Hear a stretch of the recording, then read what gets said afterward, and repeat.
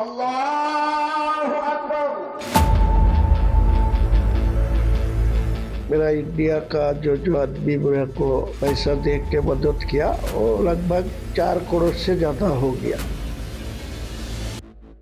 हुमायूं कबीर, ये नाम इन दिनों पश्चिम बंगाल ही नहीं देश भर में चर्चा का केंद्र बना हुआ है।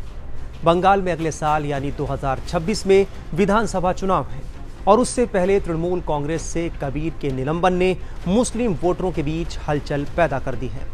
बाबरी मस्जिद को फिर से बनाने और एक नई राजनीतिक पार्टी बनाने की उनकी योजना का मकसद उन मुस्लिम वोटरों की नाराजगी को पकड़ना है जो लंबे वक्त से ममता बनर्जी के नेतृत्व में तृणमूल कांग्रेस के साथ खड़े रहे हैं। सीपीआईएम को सत्ता से हटाने के बाद से ही बंगाल के ज्यादातर मुसलमानों की पहली पसंद तृणमूल कांग्रेस रही है, लेकिन अब कबीर की नई पार्टी बनाने की धमकी ने तृणमूल के आम कार्यकर्ताओं में बेचैनी पैदा कर दी है, खासकर ऐसे वक्त में जब बंगाल में अपने बढ़ते प्रभाव के साथ बीजेपी लगातार तृणमूल पर नजरें गड़ाए है। कबीर की ये कोशिश बिहार जैसी टेस्टिंग मालूम होती है, जहां एआईएमआईएम की असदुद्दीन ओवैसी ने सीमांचल इलाके में आरजेडी को चुनौती दी थी और 2020 और 2025 के विधानसभा चुनाव में दोनों बार 5 सीटें हासिल की। ओवैसी की तरह ही कबीर की एंट्री पश्चिम बंगाल में नए राजनीतिक समीकरणों को जन्म देती दिखाई दे रही है। हुमायूं कबीर का दावा है कि 2026 में उनके बिना कोई भी सरकार नहीं बना पाएगा, यानी वो खुद को किंग मेकर की भूमिका में देख रहे हैं। हुमायूं का दावा है कि वो असदुद्दीन ओवैसी की एआईएमआईएम के साथ मिलकर बीजेपी और टीएमसी के खिलाफ चुनाव लड़ेंगे। हालांकि एआईएमआईएम की तरफ से इसे लेकर फिलहाल कोई बयान या सफाई नहीं आई है। हुमायूं कबीर की ओर से नई पार्टी और चुनाव लड़ने के ऐलान ने ममता बनर्जी की टेंशन जरूर बढ़ा दी है। बता दें कि बंगाल में मुस्लिम आबादी 30 से 35% है। ऐसे में मुस्लिम मतदाताओं का सरकार बनाने में बेहद अहम रोल हो जाता है। अगर हुमायूं कबीर पूरे बंगाल में चुनाव लड़ते हैं तो मुस्लिम वोट बंटना तय है और इनमें उन्हें ओवैसी का साथ मिल गया तो ममता बनर्जी के लिए और बड़ी मुश्किल पैदा हो सकती है। लेकिन इसका दूसरा पहलू ये भी है कि अगर ममता के कोर मुस्लिम वोटर बंटता है तो उसका सीधा फायदा बीजेपी को मिल सकता है। यानी एक तरफ ममता के लिए बीजेपी है तो दूसरी तरफ हुमायूं कबीर और एआईएमआईएम जैसे दल। वहीं कांग्रेस अगर अलग से चुनाव लड़ती है तो उससे भी ममता का ही नुकसान होना तय है।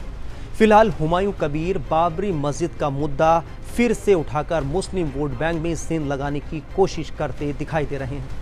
6 दिसंबर को जब मुर्शिदाबाद में बाबरी मस्जिद की नींव रखी गई तो उस दौरान बड़ी संख्या में लोग वहां पहुंचे थे। हुमायूं कबीर के मुताबिक 3 से 4 लाख लोग वहां मौजूद थे। वहीं बाबरी मस्जिद की जमीन पर पहली बार जुमे की नमाज अदा की गई, इसमें भी बड़ी संख्या में लोग पहुंचे। देखा जाए तो बाबरी मस्जिद के बहाने हुमायूं अपना शक्ति प्रदर्शन दिखा रहे हैं। उनके मुताबिक मस्जिद के लिए अब तक 4 करोड़ से ज्यादा चंदा जमा हो चुका है। मैं तो सोचा नहीं जे इतना आदमी कोई मस्जिद का काम शुरू ही नहीं हुआ। 6 तारीख में लीप रखने का बाद पहला जुम्मा बार आया तो किसी को मैं इनवाइट भी नहीं किया जो यहाँ नमाज होगी आइए। लोग अपना अपनी यहाँ इकट्ठा होकर लाखों लोग का यहाँ नमाज पढ़ लिया। मैं आज ऐलान कर दिया जितना दिन ये नमाज मस्जिद कंप्लीट नहीं होगा हर जुम्मा में यह नमाज अदा होगा। मैं अल्लाह का ऊपर भरोसा है, अल्लाह चाहे तो मैं इंतकाल हो जाएगा, मैं चला जाऊंगी, नहीं तो अल्लाह का खुशी है, अल्लाह का राजी है तो मैं यहाँ से जितना दिन मेरे को यहाँ रहने देगी मैं आराम से चलेगी, अल्लाह को मान के चलेगी। विदेश से कोई फंड नहीं आया, 1 पैसा भी नहीं आया, आने का कोई चांस ही है नहीं। जो बैंक को जो सिस्टम में पैसा आने का बात था वो नहीं कर पाया। तो मेरा स्टेट का मेरा इंडिया का जो आदमी मेरे को पैसा दे के मदद किया वो लगभग 4 करोड़ से ज्यादा हो गया। हुमायूं कबीर पर मुस्लिम तुष्टीकरण के आरोप लग रहे हैं। उनकी छवि एक दल बदलू नेता की रही है। वो टीएमसी के अलावा कांग्रेस और बीजेपी में भी रह चुके हैं। ये हुमायूं कबीर का बिरयानी पार्टी नहीं है, ये हिडन एजेंडा ममता बनर्जी का है और हिंदुओं को चिढ़ाने के लिए हुमायूं कबीर को आगे करके ममता बनर्जी ये बिरयानी कर पार्टी दे रही है। बीजेपी का कहना है कि हुमायूं कबीर बंगाल का माहौल बिगाड़ने की कोशिश कर रहे हैं। सुनिए हुमायूं कबीर को लेकर दिलीप घोष ने क्या कुछ कहा। ये जो बाबरी मस्जिद वाला कॉन्सेप्ट है, पूरा देश में कहीं बाबरी मस्जिद नहीं है। और जो बाबरी मस्जिद बोला जाता है उसको यहाँ की जनता ने साफ कर दिया, अदालत के आदेश से मंदिर बन गए राम जी का। लेकिन बंगाल में क्यों बाबरी मस्जिद बन रही? क्योंकि इसको बांग्लादेश बनाने का साजिश हो रहा है, ममता बनर्जी का आशीर्वाद है। लेकिन ये जो पूरा ड्रामा था, ये जैसे जैसे एक्सपोज हो गया, अब वहाँ के जो सीधा साधा मुसलमान जो भावावेग से गए थे उनको भी पता चला ये ठीक नहीं है, और ममता बनर्जी की जो पीछे से हाथ है वो भी साफ हो गया। इसलिए लोगों का आग्रह कम हो गया है। मस्जिद बनाने में आपत्ति नहीं है, अभी तो उसका जमीन ही ठीक नहीं है, बनाओ मस्जिद, लेकिन कोई बाबर ओवर के नाम से नहीं बनाओ। वो कौन होता है हमारा देश का? कोई एक अत्याचारी था, आक्रांता था, उसके साथ क्यों आप जोड़ रहे हैं? अब यहाँ की समाज के साथ जोड़िए, मस्जिद बनाइए, अपना धर्म का पालन करिए, कौन मना करता है? सबसे बड़ा सवाल यही है कि क्या कबीर की पहल ममता बनर्जी की मुस्लिम वोटों पर पकड़ को कमजोर कर पाएगी? चुनावी जानकारों का अनुमान है कि मुस्लिम वोटों का करीब 10 से 15% हिस्सा कबीर के आने वाली नई पार्टी की ओर जा सकता है, खासकर उन इलाकों में जहां तृणमूल कांग्रेस के खिलाफ नाराजगी साफ झलक रही है। कबीर को लेकर ममता के मंत्री सिद्दकुल्ला चौधरी क्या कह रहे हैं, सुनिए। मस्जिद कहीं बनती है अल्लाह के लिए, क़यामत तक के लिए उस जमीन को अल्लाह के हाथ सुपुर्द करना पड़ेगा।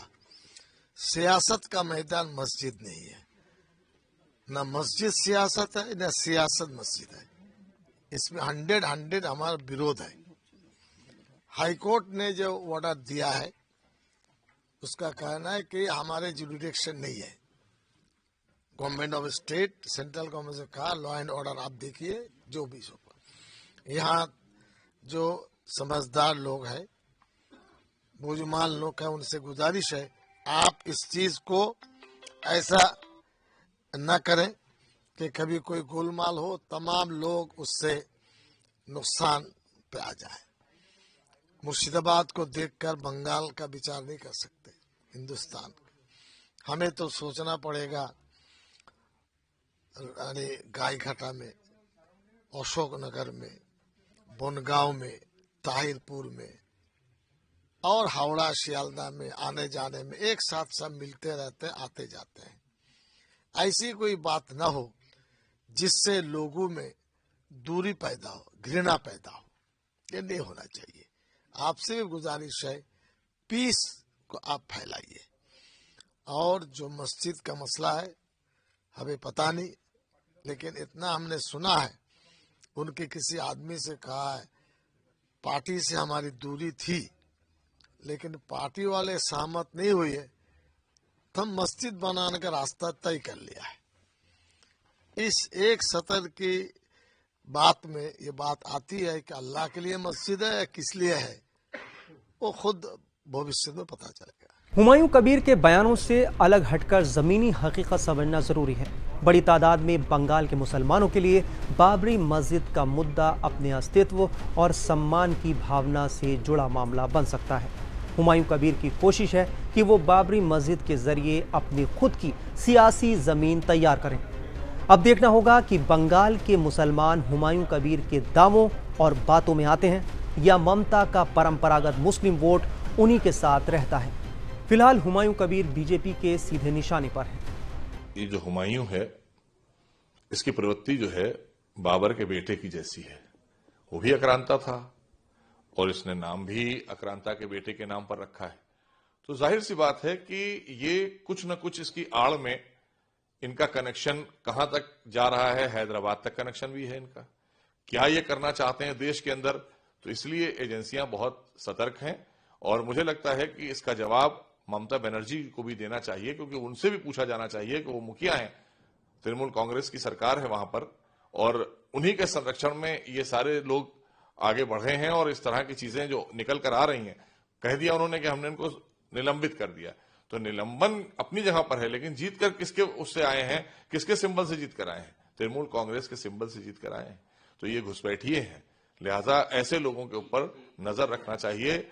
ममता बनर्जी भी उसका जवाब दें और हमारी एजेंसियां भी इस पर नजर रखे हुए हैं। इसकी जांच हो रही है कि आखिर इसके तार कहां से जुड़े हैं कि आज फिर ये जो बाबर का जिन निकल कर आया है और बाबर जो फिर से उसके विचारधारा को लेकर लोग यहां से हैदराबाद तक छलांगे मार रहे हैं, तो इनको चिन्हित करके इनको डिपोर्ट करने की जरूरत है। यही सब घुसपैठिए हैं।